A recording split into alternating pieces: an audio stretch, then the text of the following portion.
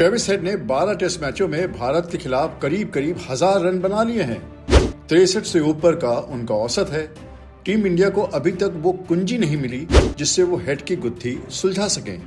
Adelaide में head ने भारत के गेंदबाजों की ऐसी धुनाई की कि 141 गेंदों में ही 140 रन बना डाले।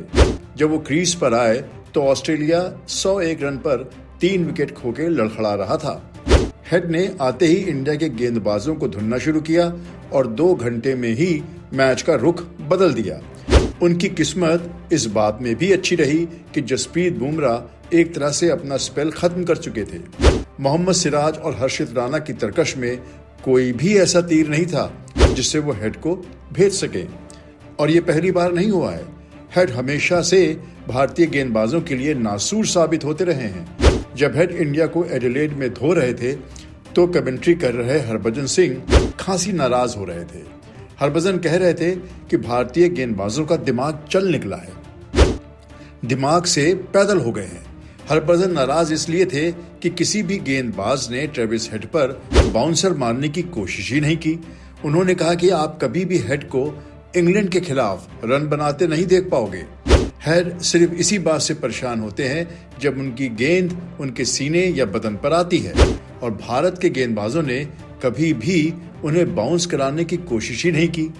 हेड की विशेषता ये है कि वो पीछे से खेलते हैं, यानी बैकफुट पर ही रहते हैं, और वहीं से उनके रिफ्लेक्स इतने अच्छे हैं कि वो गेंद को कट और स्टीयर कर पाते हैं। जब गेंद पैरों पर होती है तो वो उसे स्क्वायर लेग या मिड विकेट के ऊपर से ठोक देते हैं। हरभजन कहते हैं कि इसका एक ही उपाय है, अगर भारत के गेंदबाज हेड के बदन पर गेंद फेंकें, नहीं तो हेड इस पूरी श्रृंखला में नासूर हो जाएंगे और एक तरह से सीरीज ऑस्ट्रेलिया की झोली में ही डाल देंगे।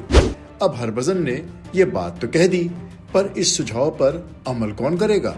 जसप्रीत बुमराह और मोहम्मद सिराज दोनों बाउंसर का बहुत ज्यादा इस्तेमाल करते नहीं हैं। हर्षित राणा बाउंसर का इस्तेमाल कर सकते हैं, पर हर्षित की प्रॉब्लम यह है कि वो 1-2 स्पेल के बाद थकने लगते हैं, यानी उनकी ऊर्जा खत्म हो जाती है, उनकी लाइन और लेंथ बिगड़ जाती है।